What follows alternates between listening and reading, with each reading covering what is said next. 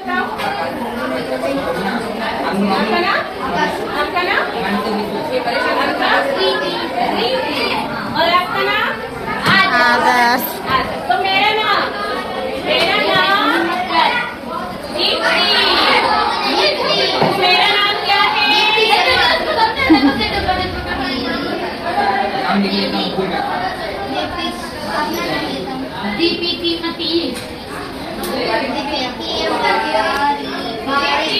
बारी।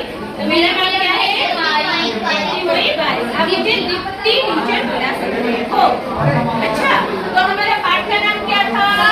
के कारण।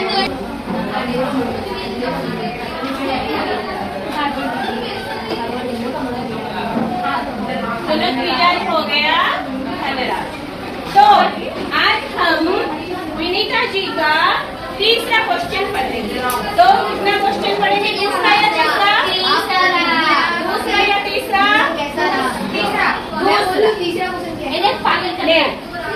तो देखो विनीता जी, दूसरा क्वेश्चन यह पूछे, आपका विद्यार्थी जीवन कैसा रहा? तीसरा। तो आपका विद्यार्थी जीवन कैसा रहा? स्कूल तो गए हो गया ना, पढ़ाई तो की हो गया ना। तो कैसा गया? अपने स्कूल के दिनों से आपकी किस प्रकार की यादें थी? स्कूल के कुछ आपके जीवन काल के बारे में कुछ बताएंगे धनराज को। तो धनराज का उत्तर यह था, मैं पढ़ने में एकदम फिसड्डी था। क्या था? फिसड्डी का मतलब क्या होता है? देखो, फिसड्डी का मतलब कमजोर। फिसड्डी का मतलब क्या होता है? पढ़ने में कमजोर। अच्छे से पढ़ाई नहीं कर पाते थे, इनका नहीं होता था। फिसड्डी का मतलब कमजोर। आप लिखो कमजोर। तो किसी तरह 10वीं तक पहुंचा। तो किसी तरह 10वीं तक पहुंचा। आगे तो मामला बहुत कठिन था। 10वीं के बाद ना, और पढ़ने का बात मत करो, बहुत ही मुझे कठिन लगा। धनराज बोल रहे हैं, एक बात कहूँ, अगर मैं हॉकी खिलाड़ी ना होता तो शायद एक चपरासी की नौकरी भी मुझे ना मिलती। वो खुद को बोल रहे हैं, अगर मैं हॉकी के खिलाड़ी ना होता तो कौन सी नौकरी नहीं मिलती? चपरासी मतलब क्या होता है?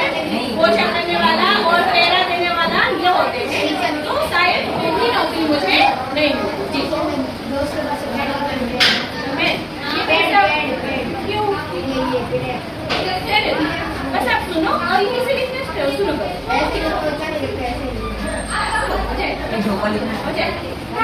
हाँ, तो अच्छे से सुनो। कौन सा नौकरी नहीं मिलता? चपरासी का नौकरी नहीं मिलता। तो आज मैं बैचलर ऑफ साइंस या आर्ट्स भले ही न हूँ, पर गर्व से कह सकता हूँ कि मैं बैचलर ऑफ हॉकी हूँ। तो ये आर्ट्स या साइंस क्या होता है? जब आप 10th पास करते हो ना, तो आपको सिलेक्ट करना पड़ता है। तो आप कला में जाओगे या फिर विज्ञान में जाओगे, उसी को इंग्लिश में बोलते हैं आर्ट्स एंड साइंस। हाँ, तो चले जाना। तो साइंस में भी आ जाता है। साइंस में मैथ चैप्टर रहते हैं। आप साइंस अगर लेके पढ़ोगे तो आपका 10th आ जाएंगे। ओके, तो वो इतने तो पढ़ाई नहीं किए थे, तो वो खुद को बोल रहे हैं, मैं बैचलर ऑफ आर्ट्स या साइंस नहीं कह रहा हूँ, पर मैं खुद को गर्व से यह कह सकता हूँ कि मैं क्या हूँ?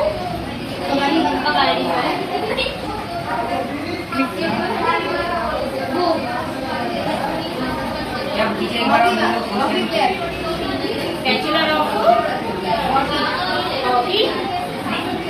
यस, बैचलर ऑफ हॉकी हूँ। मतलब जो ज्यादा पढ़ाई करते हैं वो बोल देते हैं मैं ये पढ़ा हूँ, वो पढ़ा हूँ, पर वो तो नहीं पढ़े थे, 10th से रुक गए थे।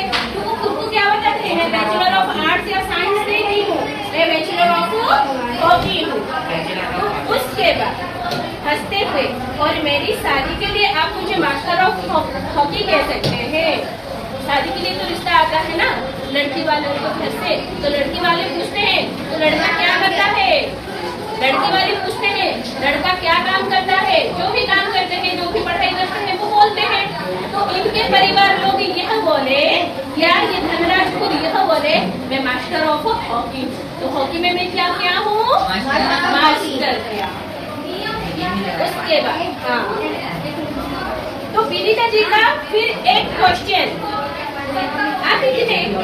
आप इतने क्यों मिजाज क्यों है? तो विनीता जी का क्वेश्चन क्या है फिर से, हम लोग मिजाज में कल बताई थी आपको क्या।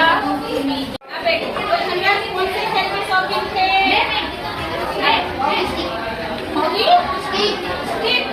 Hockey, hockey.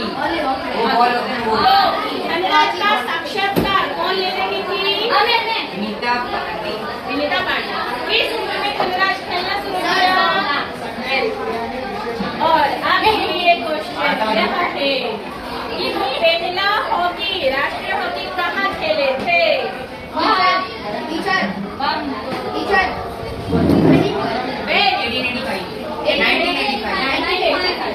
तो उसका दूसरा भाग हम आज पढ़ेंगे। हाँ दोस्तों, हाँ तो ये शाही है। तो देखो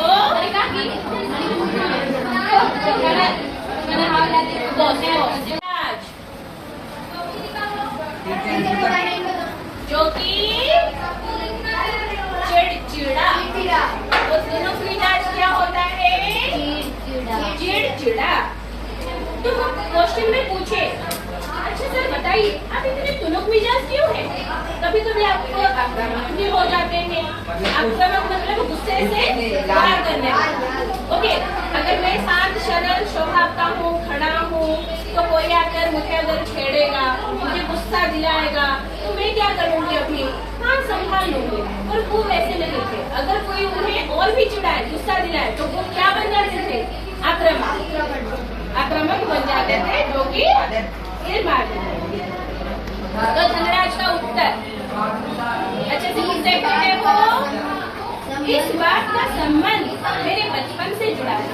तो इससे तुनक मिजाज का संबंध किससे जुड़ा हुआ है?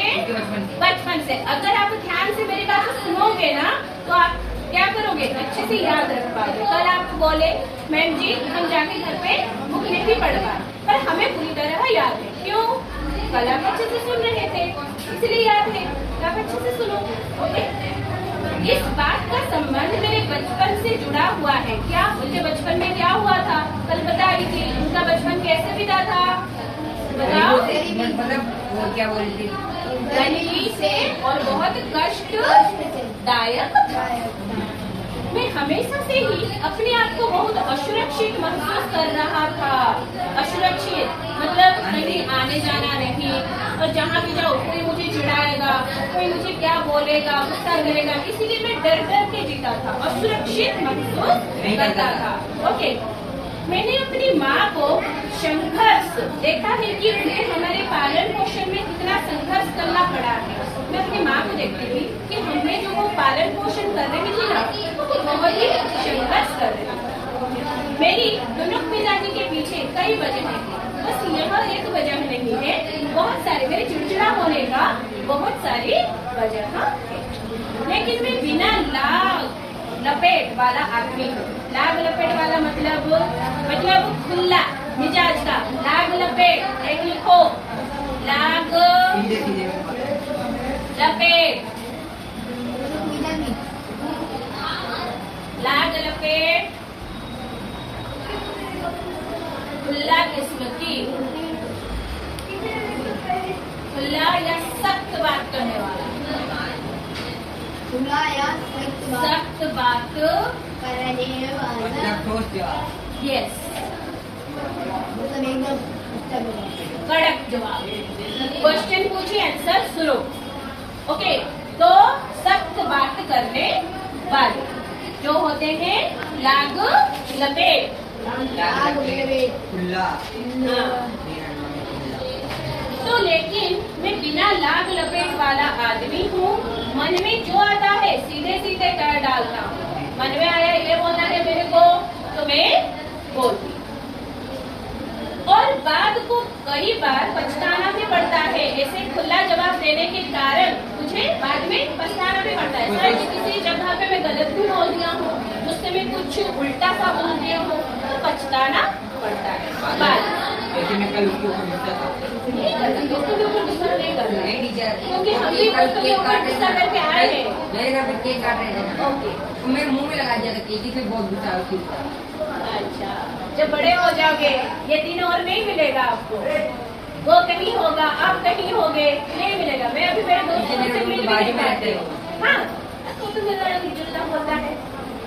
तो देखो, तो मुझसे अपना गुस्सा रोका नहीं जाता। किससे? धनराज को खुद पर गुस्सा जो आता है ना, वो रोक नहीं पाते, कंट्रोल नहीं कर पाते। दूसरे लोगों को भी मुझे उकसाने में मजा आता था। जब मैं गुस्से में होता हूँ, चिड़चिड़े में होता हूँ, तो दूसरे लोग क्या करते थे? मुझे और ही चिढ़ाते थे, उकसाते थे। तो मुझे जिंदगी में हर छोटी बड़ी चीज के लिए जूझना पड़ा। कल मैं बताई थी, जूझना, लड़ना पड़ा। तो बोली थी ना पहले, अच्छे से उनका दिल नहीं टूटा। क्या आप कंप्लीट नहीं किए थे? क्या टीचर? ये लिखना। मेरा बुक घर पे रखा है आपकी बुक, मेरी बुक में रखा है।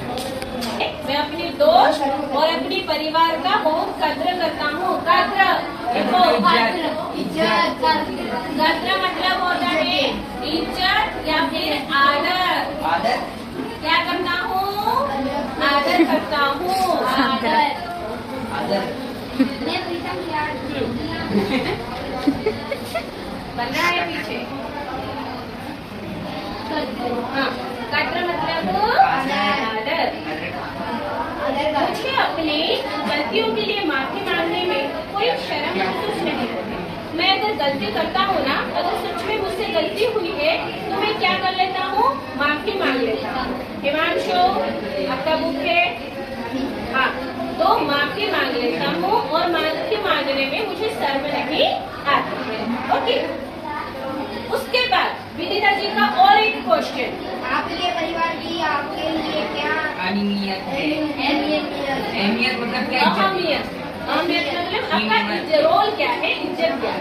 तो आपके परिवार के आपके लिए क्या अहमियत है, मूल्य है? ओके, सबसे अधिक प्रेरणा मुझे अपनी माँ से मिली। कहाँ से मिली? माँ से। उन्होंने हम सब भाई बहनों में अच्छे संस्कार डालने की कोशिश की। वो कोशिश की कि अच्छे संस्कार डाल दें। मैं उनके सबसे नजदीक हूँ, मतलब सबसे प्यारा जो बोलते हैं ना, एक माँ का अगर 2-4 बच्चे होंगे तो कोई ना कोई बच्चा उनका प्यारा ही रहता है, चाहे वो लड़का हो या लड़की हो। तो ये जो धनराज थे ना, ये अपनी माँ की बहुत नजदीक थे या करीब थे। नजदीक का मतलब क्या होता है? करीब।